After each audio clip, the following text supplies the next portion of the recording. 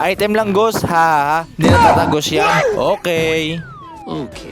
Ha? Salot na lang muna. Wow! Dayabang!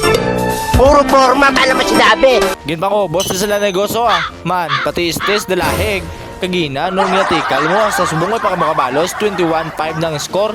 Aryo kunin tamos sa tigatigaw, isipa ko sa man. Wala nga nabot naman ng Lisa kung wala, pitas gid ko. Kaya no, boss lang listes. Ha, heaven you. What? Bro, what are you talking about, man? Puro katikal, Aryo, sudlong ka rin na sa tower. Tindakan yung sa partida. Di man pitas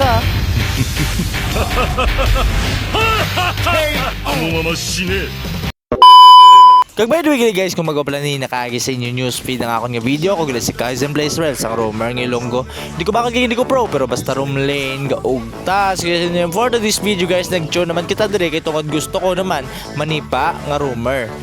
Te, kung manipa ta guys, dire lang tayo manipa sa email guys, personal no, which bad. Nagkapang zone, kundi kay tungkol nga ang balyama zone, te nag-zone.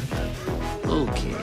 May nakontra kami di giliti kalon ng estes namit si Paon gilang kay si Paon na lang sa karon and ginambala niya digusyo namon nga pa-item lang kay pagka late game mo no hindi na magtagos.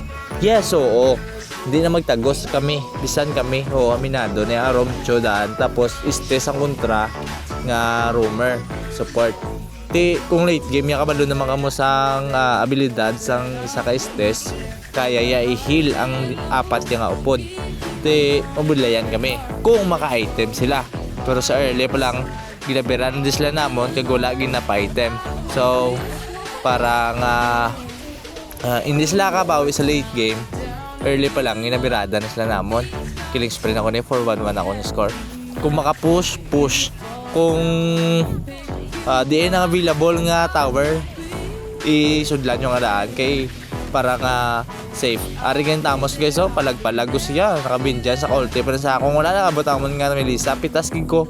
Ay nalang ged. Amon nga gusto naka-QF skin man na.